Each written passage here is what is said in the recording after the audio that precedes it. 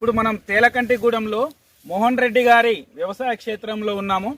ఈ పూర్తిగా వరి పంట జీవసేంద్రియ ఎరువులతోటి సాగు చేస్తున్నారు. మోహన్ రెడ్డి గారి మాటలోనే ఇందాం. ఒక్క నిమిషం చెప్పండి మోహన్ రెడ్డి గారు. గతంలో నిమ్మ చెట్లకు వాడిన ఇది జీవశక్తి అనేది ప్రస్తుతం ఇప్పుడు తిండి వరకు మా సొంతంగా ఆర్గానిక్గా పెట్టుకోవాలి, పన్నెకాడికి పండినని ఆర్గానిక్గా ఒక 30 గుంటల పొలాన్ని మొత్తం జీవశక్తి, ఉర్మి, వేపపిండి ఇలాంటివి కలిపి వేసినంతవరకు అందులో కెమికల్ అనేది ఇంతవరకు వాడలేదు. ఇప్పటి వరకు అయితే బాగుంది వర్షను.